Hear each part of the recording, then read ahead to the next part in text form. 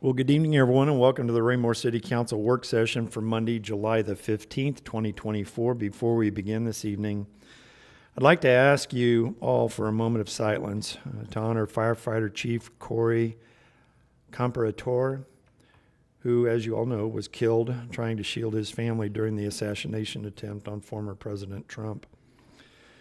And also, in a broader sense, I think it is a good time to reflect on what makes all of us the same people, as a nation, as a state, and as a city, and the incredible dignity that comes with being a public service servant in all forms. Please join me in a moment of silence.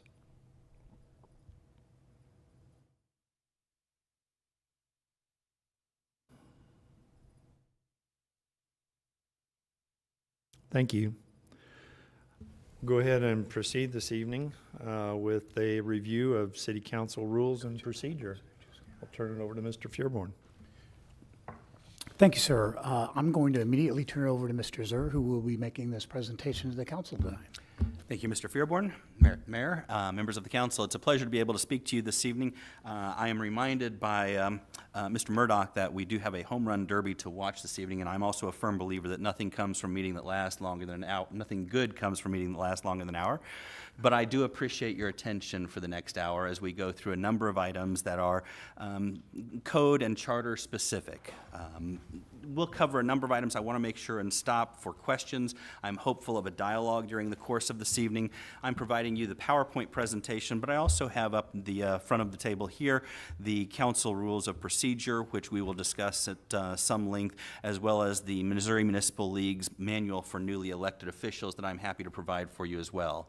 We'll also be discussing the code of conduct for council members, and I'm happy to make copies of that for you as well this evening if you have an interest or inclination. With that, I'm going to start in where we are headed tonight. So this evening, I'm excited to present, and again, I'm hopeful for a good dialogue, overview of all of the provisions that reference the City Council's authority and powers, obligations, duties, and restrictions under the rules of procedure, under the charter, and under the code. So we're going to break it down into three separate categories, and it's going to be how the established rules of procedure affect your role in office, how the charter affects your role in office, and how the code affects your role in office. I'm going to start with the very basics. And very basics is going to be section 2.3 of the charter, which establishes the governing form of the city as a council manager form of government. Weak mayor, I'm sorry, Mayor, not to claim that you are, but a weak mayor position with a strong council and city manager administered position. And again, my apologies, Your Honor. The most effective legislators, board members, leaders, are those that learn the rules and apply them. Before we start, I also want to make sure that you remember that it is critical that you are operating as a group. You are not operating as individual council members. You really have no authority as individual council members. You all act as a group, and you all speak as a group. This is called for in Article 3, Section 1 of the Charter, which rests all powers in the City Council, not in individual council members. So make sure and recall that as we go through this. And again, the goal is to make sure that we provide you with an overview of what your duties, obligations are, and what your limitations are. Moving on. I'm going to start with the rules of procedure. The most recent amendment for the rules of procedure was completed in February of 2019 to address remote participation in meetings. We'll cover that a little bit more deeper as we go throughout the course of the presentation. The rules of procedure provide for the conduct and the process of meetings and council member conduct.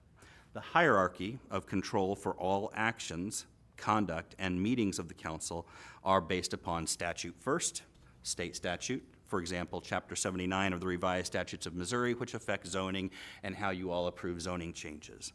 Next is the charter. After the charter is the code. After that is rules of procedure. And if we don't have anything that would address an item above that, Robert's Rules of Order will control. Again, I'm going to provide you a copy this evening of the council rules of procedure, and then I'll periodically provide with, these would have been previously provided with your new member packets when you came on and were onboarded as a council member. But this will make sure you have another copy of it available. Generally speaking, oh, and my oldest daughter recently moved to Tallahassee, so that is the Tallahassee pictures, so I've interspersed a couple of them. It's a moment of mourning for me, so bear with me. General principles of the rules of procedure. Essentially, the purpose is to provide a framework for the orderly and fair conduct of the council's business. Again, it provides a procedural guideline that allows council members to get largest opportunity to consider and act on matters properly brought before them at a meeting. So, rules of procedure, how we operate, how we act day in, day out during the course of our meetings.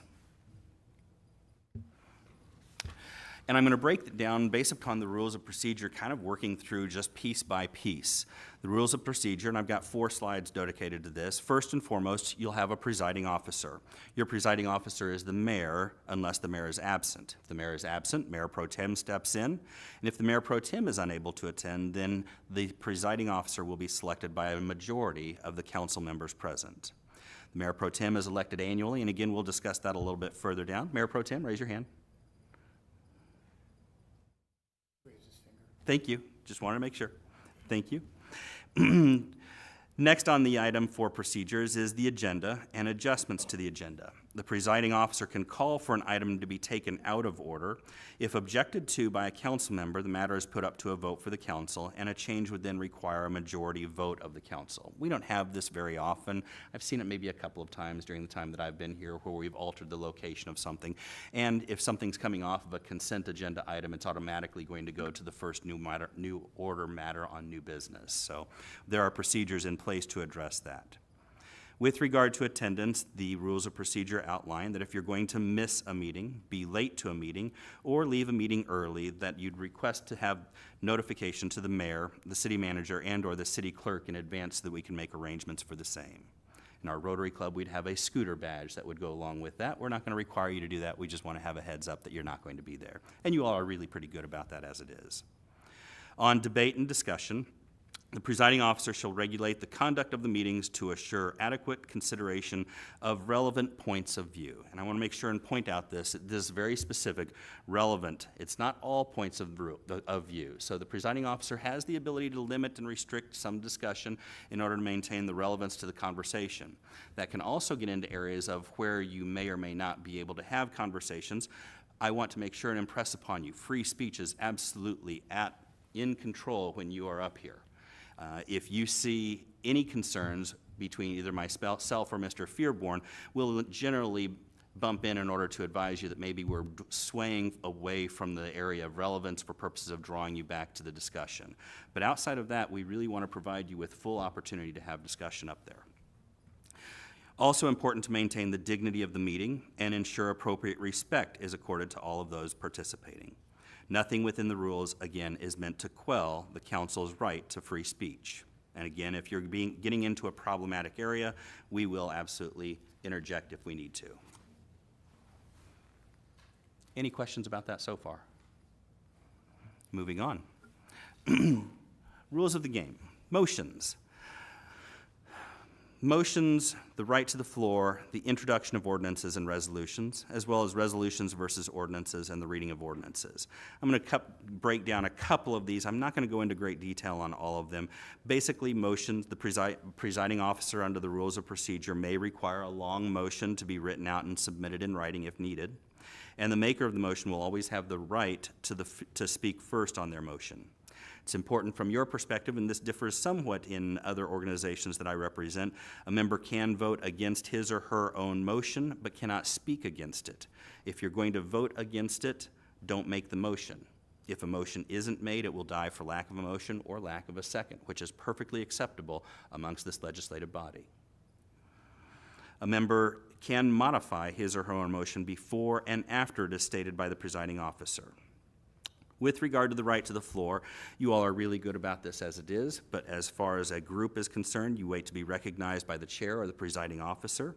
And again, the notion is to confine your remarks to the issue that's under discussion. Sometimes we sway a little bit, we'll pull you back in on that one, but it's just a question of making sure, hey, are we talking about one issue here, and hey, I've seen that at another location in town. If we're talking about all the locations in town, it's perfectly acceptable, but if we're discussing one location, hey, we need to have new curbs and gutters put in at this location, keep it to that particular topic. If you're asking questions, and this is the right to the floor provision, the notion is if you're asking questions of staff, when recognized by the chair, please direct all of your questions to the city manager.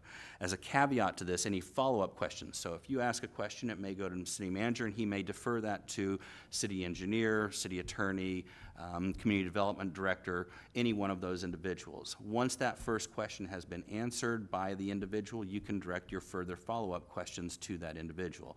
But first question should go first to the chair and then to Mr. Fearborn. Makes things easier, keeps it in the correct process. With regard to ordinances and resolutions, you may only be introduced, so ordinances and resolutions may only be introduced to the council for consideration by the mayor, by a council member, or by the city manager. No ordinance or resolution is to contain more than one subject. And so we'll try and keep that to a bare minimum if at all possible. In the past, we have agreed to settlement agreements and had language that says any associated documents that are needed in order to complete a settlement agreement is capable of being discussed and considered all under one ordinance. So we have done that in the past, but we will try and keep items separate. Any questions so far? I'll stop and pause and keep moving. Resolutions versus ordinances. I believe you all have a firm understanding of this. Resolutions are non-law-making actions. They will be the acceptance of improvements, appointments to positions, recognition of important events, days, or staff.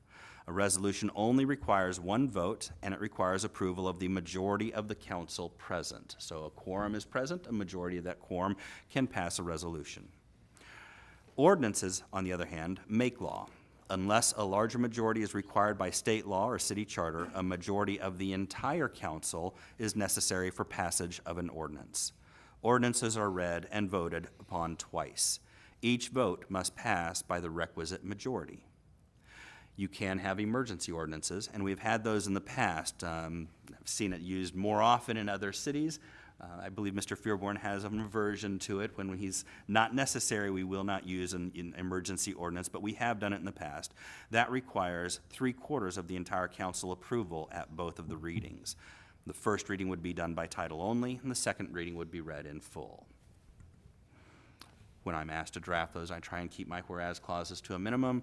I know that still comes under some scrutiny from Mr. Fearborn and Mr. Murdoch. Moving on. Mr. Mayor, Yes. question. On, on an emergency ordinance, does the council have to vote first to agree that it's emergency ordinance, or is it placed on the agenda as emergency ordinance? As was stated there, any council member, the mayor, or the city manager, and I always request it of the mayor, but any council member or the mayor can ask that one be, and it does not need to be voted on. That's it. I would also point out, just from earlier, and it may be later in here, Jonathan, I'm not sure, but please remember that with ordinances, a majority of the council means the entire council. So an ordinance must have 5 affirmative votes to pass. A resolution simply needs a majority of the quorum present. That's the difference between the two. I'm sorry, I thought I got that. Very good, thank you. Yes. Follow-up question. And this, I guess, just hypothetical, my mind going. Let's say we only had 5 council members present. Does the council that's present, do they have the ability to remove that ordinance from this agenda and put it on another agenda where you would have more people there to vote? All the way back to the first slide, staff would actually be requesting that. Okay. We would okay, request that the agenda be amended. Okay. Yeah, True. absolutely, absolutely. 2 ways to skin the cat. Okay, moving on. Again, we're still under the rules of procedure, so again, we'll pass those out, but the next portions of them will cover voting procedures, public hearings, closed meetings, committees, suspension, revision, and distribution of the rules, and then video and voice participation.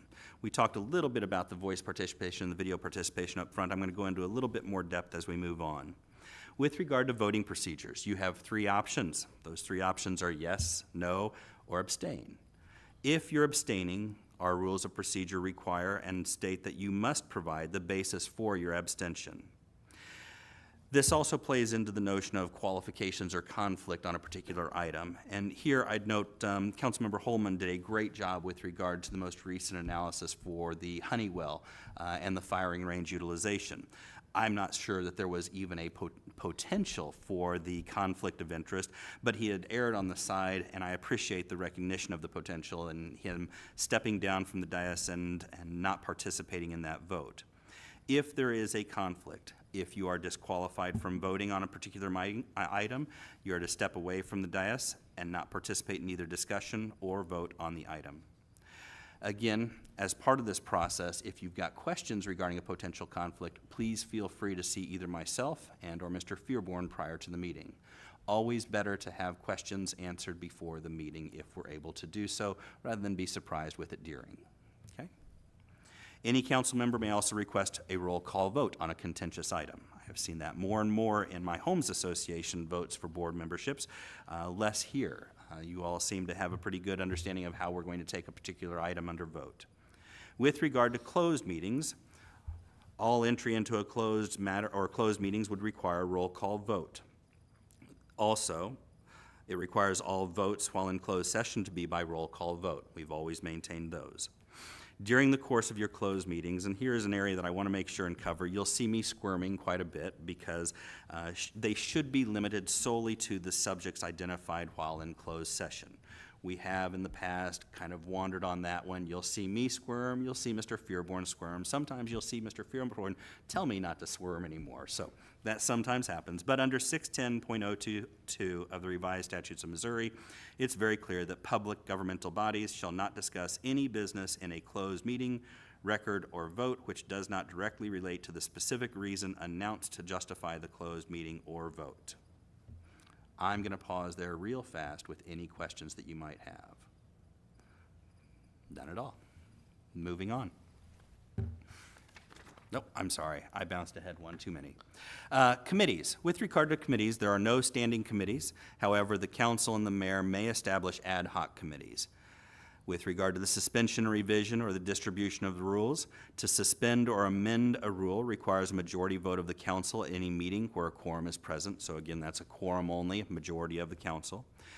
Rules may be suspended at any meeting as long as it does not violate either the charter, statutes, or the code.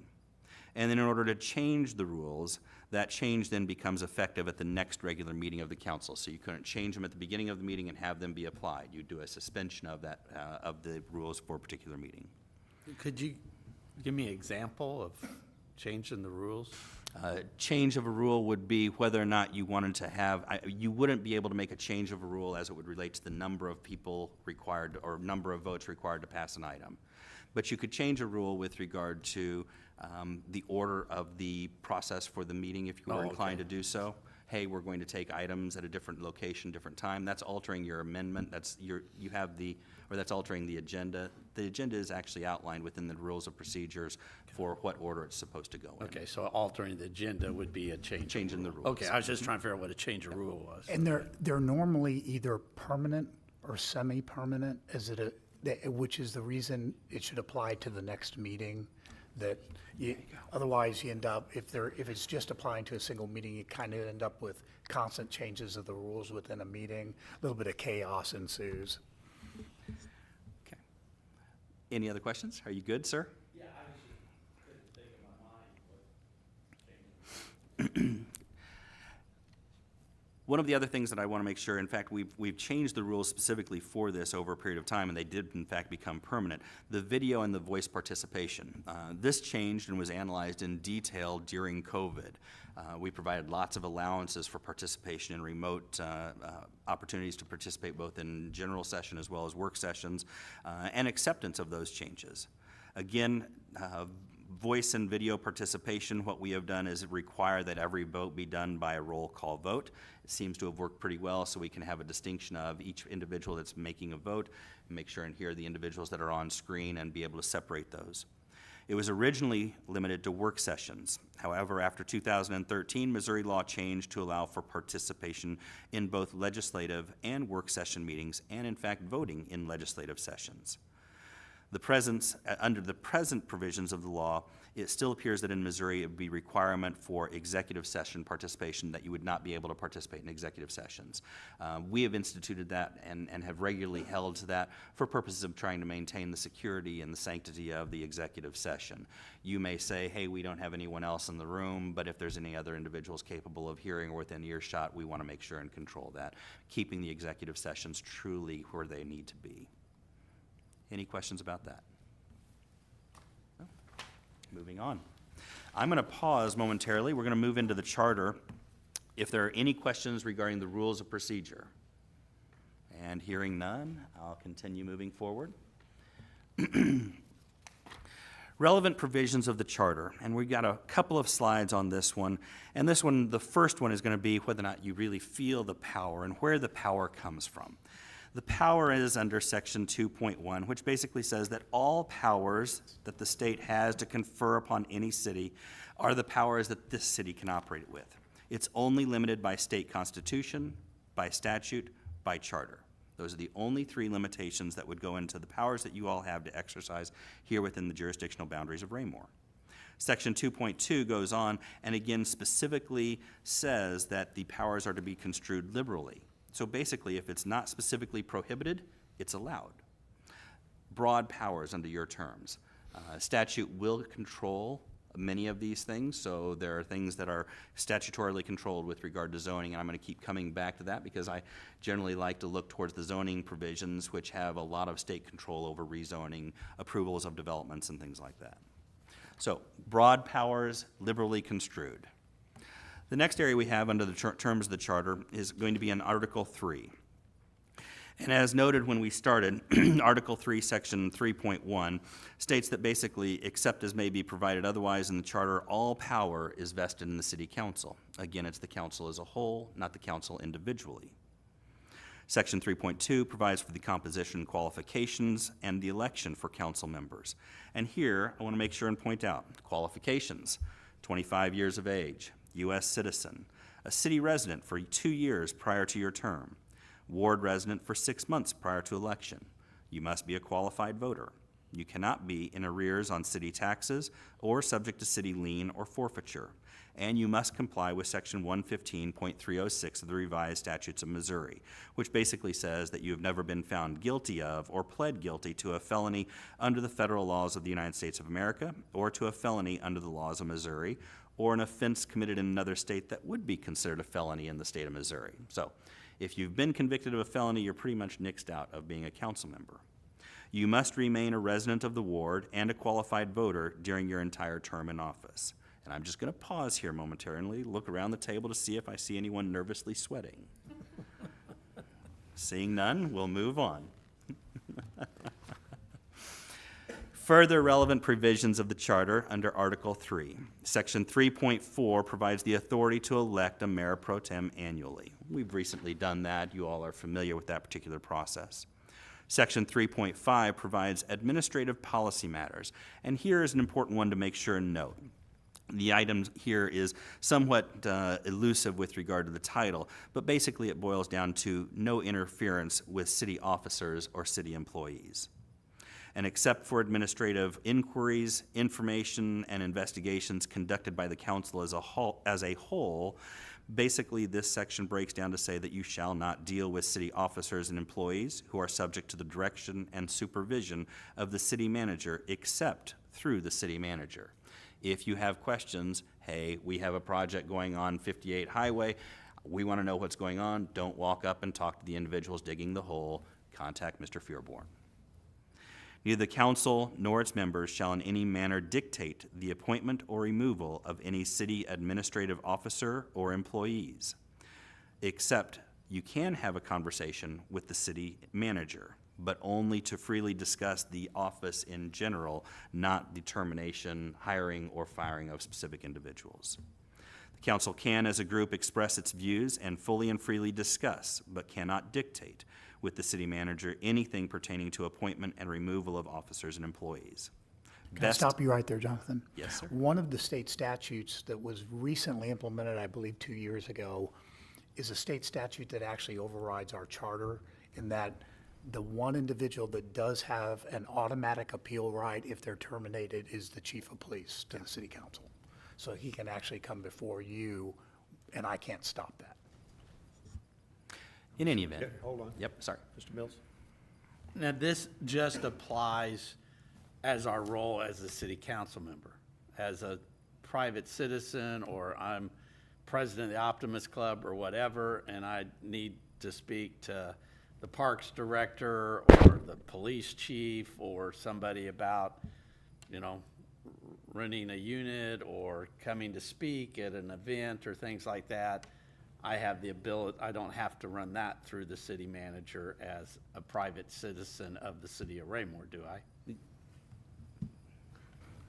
If it's an issue because you're a private citizen, where you're responding to something that has come to you, yes. It would be a very slippery slope if because you do not give up the fact that you're a city council member. And you always have to keep that in mind, so there is a degree of the private citizen thing that you always have to remember how it's gonna be interpreted as it comes to somebody. If you call the chief of police and say, would really like you to come and have this presentation here, be aware the chief is gonna call me and say, not the president of the Rotary came to me and said this, it's gonna be a council member came and made that request. Obviously, we're gonna be reasonable about that. It's not, I tend to be a little bit loosey-goosey and we establish the fine black line, but that gives us the gray area around that council member. But you do give up a degree of that once you get elected to be the council, because it is gonna be interpreted that a council member is coming to my staff. Yeah, it's very difficult for us as elected officials to interact with one of our employees in the field and not have them try to bend over backwards because you're the elected official. Your status in their minds changes from just a private Joe citizen. So you gotta be really careful about that. Sonia? And I would just add, I think, maybe after my years of experience, it's more out of respect for Mr. Fearborn to know what's going on in the city. And no one's gonna tell you you can't, because you can, but it's a matter of respect for our city management to go through the channels. And even if, you send an email to Nathan, just copy Jim on it. It doesn't have to be a big deal, in my opinion. Well, not to mention it might be a charter violation as well. So you could be censured on that. I would always present it as caution. It is absolutely easiest to approach things through Mr. Fearborn. You alleviate the potential of a city employee perceiving your interaction with them as an attempt at favor or exertion of some type of authority. Err on the other side. Or making them feel stuck in the middle Yep. between what their supervisor has told them and what a city council member has told them. Yep. I mean, I wasn't talking about like talking to an employee about an issue going on in the city. It was if something was, like you say, I wanted to rent Centerview, and so I'm talking to him about renting Centerview, or again, to attend a function or something like that. As an individual that I'm doing that, but I mean, even those things that just don't have anything to do with necessarily a city problem, I still need to run those through the city manager. They're gonna let me know. For instance, if for an organization ABC that you belong to, you're calling up to find out if Centerview is available, or you're writing them to see if it's available, that's a courtesy copy to me, and you're dealing directly with them. you're calling the chief to ask him to come make a presentation someplace, that one should probably come through me because the chief may be conflicted on an official duty or a meeting that he has with me, and he's gonna try to bend over backwards to accommodate you. I need to know about that sort of thing. That'd probably be where the line is. Yeah. Good questions, good questions. Any others? Okay. I also want to make sure and point out, so just jumping back into this particular section, violating this particular area runs you in violation of the code of conduct as well, and we'll talk about that in a little while. So again, best to err on the side of caution, present it as a courtesy copy to Mr. Fearborn, or approach him directly. Chapter 111.120 of the code subjects violators to sanctions under the code of conduct. And again, talk about that later. Prohibitions. The next one, section 3.6, provides for prohibitions. There are basically two prohibitions that are included within the charter. The first is you can't be employed by the city within 1 year of your term of office. And the second is you cannot hold any other compensated elected governmental office or any city employment during the term for which the council member is elected to the council. So, can't be elected to two separate positions if it's both compensated. There is a listing that the Missouri Ethics and the Missouri Attorney General has put together with regard to conflicting offices to be held. Hey, you can't be the dog catcher and the county assessor at the same time. It breaks it down into which ones are identified as conflicting positions. Again, mostly focused on that, is it a compensated position or not? Those are the two main prohibitions that would be identified under section 3.6. And again, happy to discuss it with you if you've got any further ambitions for political goals or political ambition. Article 3, moving on. This is the fourth slide with regard to relevant provisions of the charter. It covers section 3.7, vacancies and forfeiture of office. Section 3.8, the judge of qualifications. Section 3.9 and 3.10 basically cover the appointment of city clerks and the city attorney as well as the city prosecutor. I'm not going to get into much detail with regard to those. Those are basically going to be your advice and consent with the suggestion and appointment by the mayor. I am going to focus, however, on section 3.7 as it relates to vacancies and forfeiture of office as well as the judge of qualifications. If you're found to be in violation, let me back up.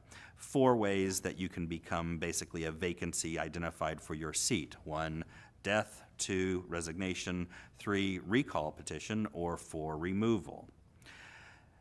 You will end up forfeiting your office if, any time during the term of your office, you lack any qualifications to serve. You will also forfeit your office if you violate any prohibition, such as being elected to another paid office or being employed by the city. You will potentially forfeit your office if you are convicted or plead guilty to a felony. You would also forfeit your office if you fail to pay when its original due date comes for any valid tax or assessment owed to the city. And you would forfeit your office if you fail to attend 3 consecutive regular meetings of the council or more than 25% of the council's regular meetings or work sessions during any 12-month period without being excused by the council. This one was discussed at length, I believe, during the course of our last charter review and charter amendment. I think it may have actually taken up an entire charter amendment meeting at one point or another. Thank you, sir. Appreciate that correction. You can also have a forfeiture of your office if you violate the code of conduct for elected officials. Careful here, and we will talk about this later, chapter 111 of the code, and I would again ask you, I am happy to provide a copy of that to you, and if you have any questions with regard to the code of conduct, feel free to reach out to me or Mr. Fearborn specifically. With regard to the judge of qualifications, this is who's going to be your judge and jury if in fact you are subject to a potential sanction or forfeiture. Your fellow council members will serve as both your judge and jury. They hold the authority to hold hearings, subpoena witnesses, administer oaths, take testimony, and require the production of documents in investigating the qualifications of any council member. They also have the ability to make decisions, but those decisions are always going to be reviewable by the Circuit Court of Cass County. So there is an appeal process. If the council finds that you should forfeit your seat and you don't believe the council has made that decision correctly, you do have an appeal process to the Circuit Court in Cass County. But the first rung is going to be at the council level. Any questions about that? No? Next item. Article 3 goes on with sections 3.11 for investigations, 3.12 for independent audits, 3.13 for legislative proceedings, and 3.14 for revisions of ordinances. I'm not going to spend much time on the last four of these. They are important, but for tonight's purposes, I'd like to be able to limit our discussion to perhaps just the investigations. And here, I've already kind of alluded to it with regard to investigations into the forfeiture of office, but you all do have the ability to do investigations in other areas of the city, whether that be particular regard to a department, a particular office, or a particular agency. All of those are subject to your rights to call witnesses and to subpoena witnesses, administration of oaths, taking of testimony, and the production of documents. That is all within your realm of investigations. I've actually not been involved. I think maybe we've had one investigation as it would relate to former business owner and the utilization for sale of alcohol. And that would have been the only investigation that I can think of that we'd actually conducted. But it did not rise to the level of a hearing. That's correct. And you will see, if you delve into this, both the one where it's council kind of administering to one of their own and this, it actually takes the form of a hearing, but it did not rise that. I believe a good example locally, however, I think the Independent City Council conducted a hearing of this sort with their charter when they had a lot of police officers becoming painters Yes. overnight. That was actually a city council hearing that was conducted. Yep. Does it require a certain number of council members to request an investigation or request a hearing, or can any one council member request that? I think that's going to end up being a vote of the council and a majority of the full council. You're going to end up with not just one council member requesting that. You could potentially have it be placed for evaluation by one council member or by the mayor, but it's still going to have approval of the full council. When do you do that? I mean, is that something that actually goes on an agenda to vote, or is it that sort of thing? Or is it something you just go to the mayor and say, we want to have a vote on this, or? The discussion to put it onto an agenda, because it would be litigation, would be conducted in executive session with discussion by the council in executive session, and the decision to put it on an open session agenda. Okay. Yeah, if it reaches that level, it's likely that everybody knows about it, that it's coming anyway, and it would be probably, put together by the staff for us for review in executive session. What, and what direction we wanted to take. And then if you didn't want to vote for it, you just would vote no to go in executive session, right? Is how that would happen. Or go into executive session to hear the discussion and then And vote then in vote no. executive session. That's right. Yep. Okay, further questions? Moving on. The next section that we indicated up front that we discussed would be the Code of Ordinances. Again, we've talked about the charter, we've talked about the rules of procedure. The Code of Ordinances in many of these circumstances are going to basically codify what we've discussed previously. So for example, under Chapter 110, Article 2, it codifies the qualifications, the oath of office, the membership requirements, the procedures for filling vacancies. All of those are codified in Chapter 110 of our Code of Ordinances. We've already discussed those because they're also referenced in the terms of the charter. Same thing with regard to Chapter 110 for Article 3. This codifies the process for city council meetings. Again, rules and procedures were kind of discussed up front with that. Chapter 110, Article 3 covers a lot of those and makes them codified ordinances. I am going to, however, spend time this evening talking and focusing on Chapter 111. Really want to focus attention on this chapter tonight. It's the Code of Conduct for elected officials. So again, I'm going to kind of gloss over real quickly Chapter 110, Article 2. It provides the city council, covers your codifies the qualifications for service, codifies the oath of office, all of those things, and filing of vacancies, my apologies, filling of vacancies. Next time you see any of these slides, I'll make sure and correct that particular item on it. Dang it. Chapter 110, Article 3, again covers council meetings, and here I'd note the second one down establishes a majority of the council as a quorum for conducting business, and again note the votes that require a majority of a quorum versus a majority of the full council, and we've discussed that already this evening. Ordinances versus resolutions, or as may be otherwise called for under the terms of the charter. Also allows for compelling attendance by council members. I find this one very interesting. I'm going to look over my shoulder and see if Chief is here in the room. Under Chapter 110, Article 3, if a quorum of the council is not present, the mayor may send out the chief of police to compel the missing members of the council to appear and attend the meeting. I've never seen this. I'm intrigued by it. Not saying that I want to see it, but I envision a posse. We saw it a lot down at the Missouri House and them calling out the sergeant at arms, go get Senator so-and-so. Yeah. So if Tom doesn't pick me up one time for the council meeting, the chief of police. Yes. E- The Either that question- or a majority of the council, sir. And the question you need to ask yourself is, are you riding in the front seat or the back seat on that particular trip?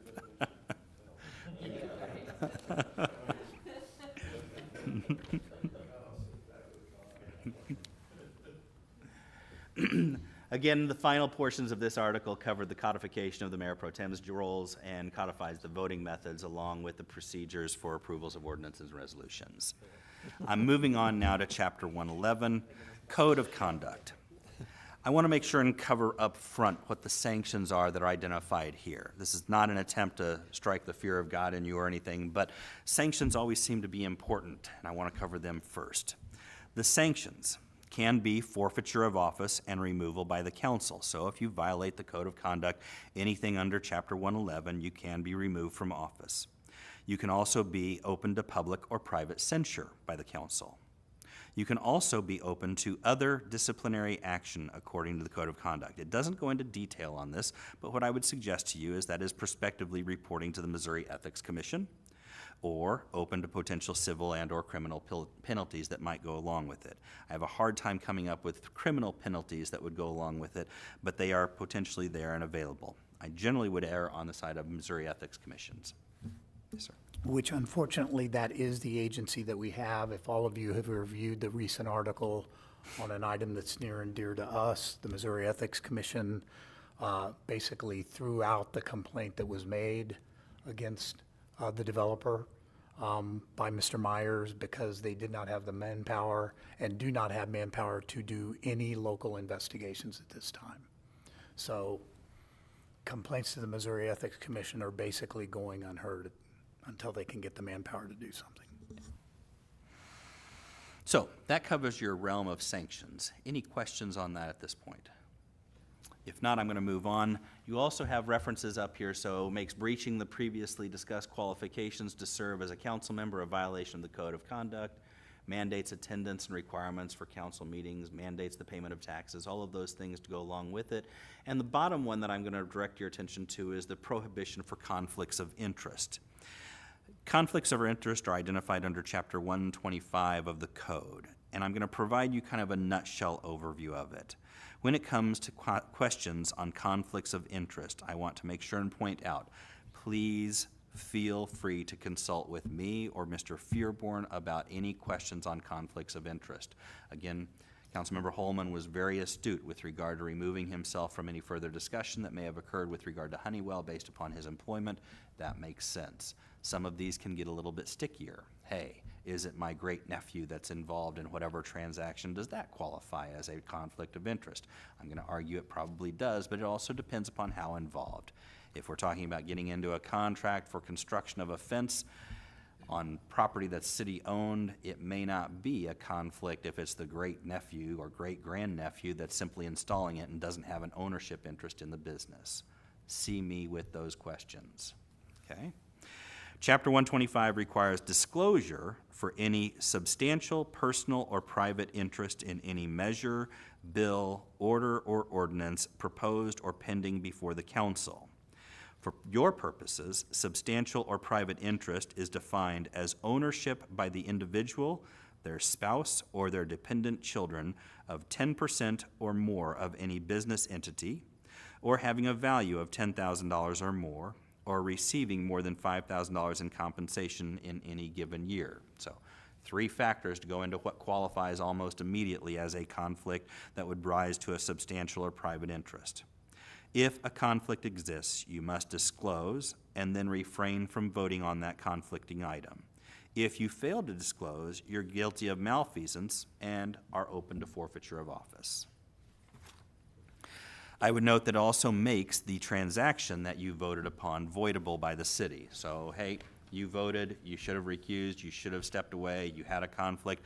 We are capable of voiding that particular contract if you're inclined to do so. Council could always agree to proceed with it, but that'd be up to the council's determination. Again, it also notes, and we've previously commented on this, the absences, 3 consecutive unexcused absences or more than 25% of regular and work sessions during any 12-month period of time. All of those are included within the Code of Conduct. Moving on. Chapter 111 Code of Conduct also mandates fair and equal treatment. With regard to fair and equal treatment, it makes specific reference to impartiality, and it states that you shall not grant or make available to any person any consideration, treatment, advantage, or other favor beyond what a member of the general public would have available to them. Putting this in layman's terms, no favors for friends, no favors for neighbors, no favors for family in any city business or service. It goes on to talk about personal use. Personal use can be in the same area as fair and equal treatment. Personal use. Do not use public services, public equipment, or public labor for your personal gain, for private advantage, or for convenience for yourself, your friends, your family, or your neighbors. If you see a public works individual with a backhoe near your property, and they are digging a new drainage section for sewer or otherwise, asking them to provide you with a drainage berm on your property from any of the leftover mud, dirt, or otherwise is not going to be acceptable. Don't ask for that favor. It goes on to have comments with regard to gifts. So any questions with regard to impartiality or fairness? Okay. Gifts and favors are also referenced up here. Prohibits the receipt and granting of gifts.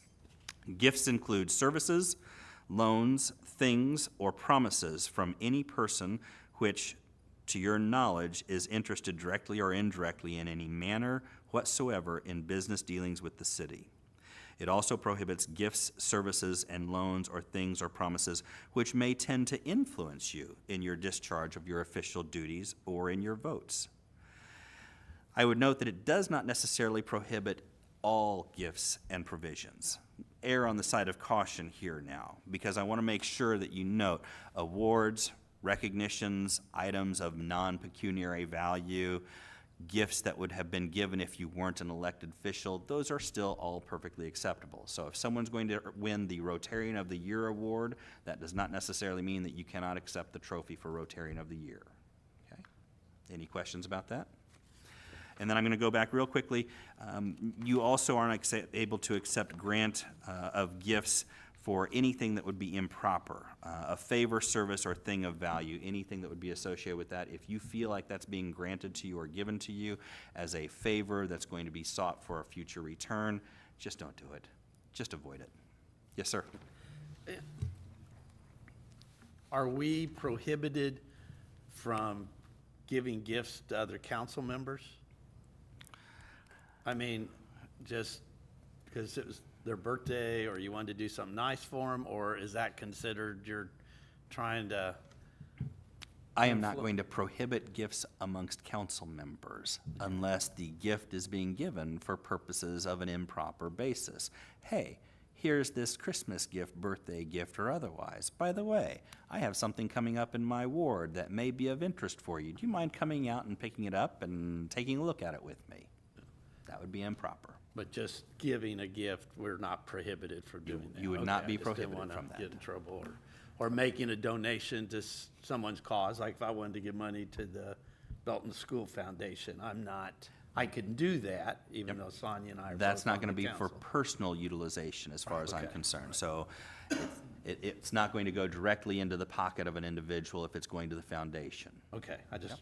What would always be looked at is the intent of the giving. If the intent of the giving is giving, and it's interesting, as you all are aware, we're an ICMA city.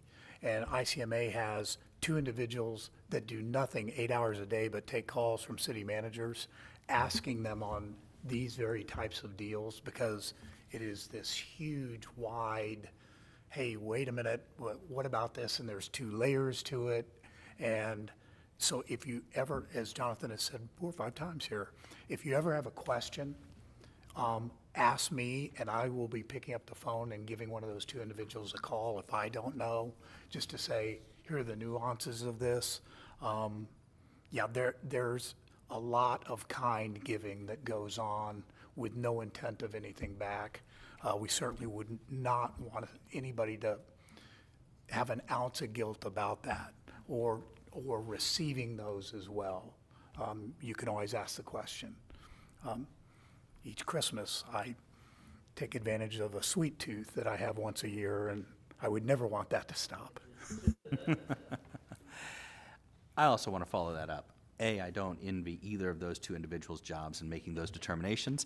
If you are also really inclined, we can take the next step, and there are always advisory opinions that are available through the MEC or through the Attorney General's office. All of those are options and available. That'd be kind of going my route as opposed to ICMA, which is going to Mr. Fearborn's route. Last item I'm going to cover on this one is confidential information. Confidential information, disclosure of any information discussed in executive session without direct authority of the council, and use of information gained in executive session for personal gains.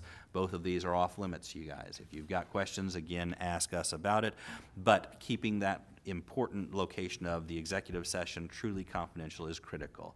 You run the risk of opening up multiple items, not only personal liability, liability to the city, and liability to the to anything else that is discussed during the course of that executive session. Any questions about executive session? Any questions so far? You are a lively bunch this evening. Pro tips.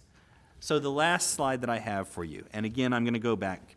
Gifts, favors, conflicts of interest, procedural steps, motions. Hey, how do I make a motion? Hey, what are motions that I have an option available for? If in doubt, ask me. I am readily available to have that conversation with you. If in doubt, ask me before the meeting. Makes it all the easier, because if I have to go and look, it's going to be easier to do it then than wait for the meeting to be halfway through progress. Also, I want to make sure that you take advantage of all available meeting times with the city manager. I know that Mr. Fearborn keeps his door open for inquiry, whether that be via an email or in person, and has available times on a weekly basis for each of the individuals to come in and open office hours, as we would have called it back in college or law school. Is that a fair statement? Yes. There you go. Read your council packets before the meeting. That'd be my other suggestion. Avoid conflicts of interest, and if unavoidable, make sure to disclose them. Don't use your position to help a buddy. And loose lips sink ships. I think that boils down the most important portions of the last conduct of elected officials portion of it for you. And that would conclude my presentation. I'm again happy to answer questions that you might have. And if I've missed anything, Mr. Fearborn, that you think needs to be focused on, let me know.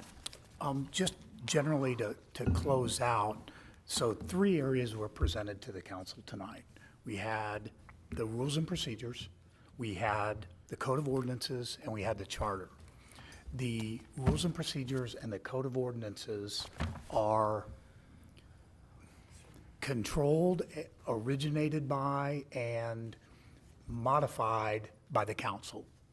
Charter, on the other hand, is modified every 10 years after a charter review process by the Charter Review Commission, and then put up, if any changes are in there, are put up to a vote of the people all at once. So basically, 2 of the 3 of these are council-generated, council-originated, council-amendable with the action of the entire council. One of those is the citizens, and of course, the charter is the Constitution. It's the most important document that you all have. It's right up there on par with the budget. All right. Anybody have any questions?